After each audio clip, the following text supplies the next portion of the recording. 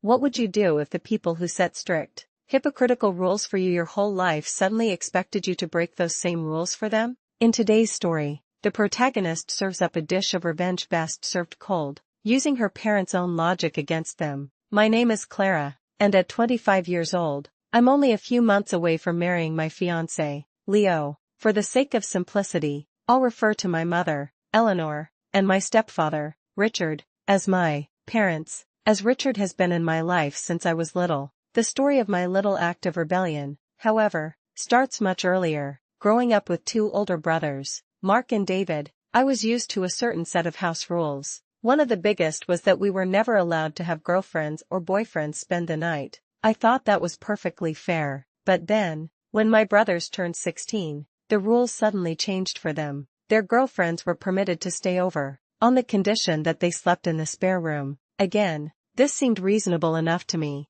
I was a bit of a tomboy, so I didn't get my first boyfriend until I was 18. Despite us both being legal adults, my parents refused to let him spend the night at all. It wasn't because they disliked him. On the contrary, everyone seemed to love the guy. This was the first time I truly felt the sting of a double standard. My brothers, at 16, were given more freedom than I was at 18. I wouldn't have cared if the rule was universal, but it was clear they were being favored. That relationship ended after about 6 months, so I eventually let the issue go. Years later, I met my now fiancé, Leo, when I was 22. For years, the same rule applied. He was never allowed to stay over. It wasn't until a few months after we got engaged that my mother finally relented. After I brought up how irritated I was. It wasn't a huge fight, but they could tell I was fed up and finally allowed him to use the spare room. By that point, we were already planning to move in together, so it hardly mattered. This brings us to the present. The first time my mother, Eleanor, contacted me since I moved out was to ask about wedding planning. She practically insisted on coming to stay with me for a week for some mother-daughter bonding and to help with the arrangements. My fiancé, Leo, is an introvert and was happy to be the financial backing for my wedding vision, offering little opinions here and there which I always made sure to include. Eleanor insisted on the visit, completely unaware that she was walking into a situation where the rules she had enforced for 2 decades would finally be applied to her. My parents arrived, and we had a lovely dinner out. As the evening wound down back at my house, they asked to be shown to their room. We have a 3-bedroom house, so there's plenty of space. I smiled and led my mother, Eleanor, down the hall to the first guest room. Then, I turned to my stepfather, Richard, and pointed him toward the second guest room at the other end of the hall. Confusion washed over Eleanor's face. "What are you doing? There's plenty of room for both of us in here," she said,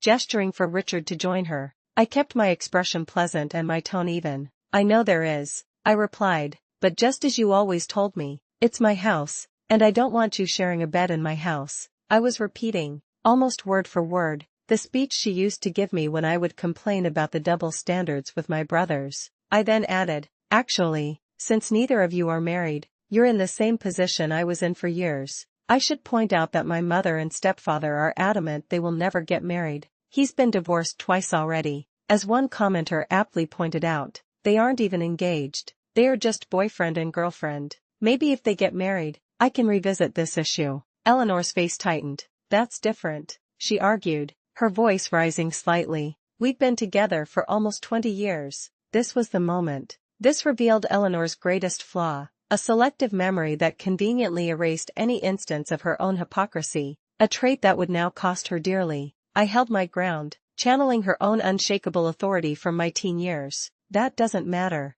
I said calmly but firmly. "This is my house, and my decision is final." It was the exact same conversation-ending line she had used on me countless times. When I reminded her how my brothers were allowed to have their partners over and I wasn't, she had the audacity to claim I was making it up. My intention wasn't to make them sleep apart for the whole week. It was a test, a moment for me to say, "Now the power is in my hands. Do you see the error of your ways?" If they had acknowledged the hypocrisy, we could have laughed it off, and they would have shared the room, but because they doubled down, got aggressive, and accused me of lying, I stuck to my guns. They stayed that one night, in their separate rooms, and left for home the very next day. Frankly, I preferred it that way, as I was perfectly happy planning my wedding by myself. I haven't heard from them since, But I did get a phone call from my grandmother, who told me off for my behavior, so I had to wonder, was I the one in the wrong? But as another person online commented, with one,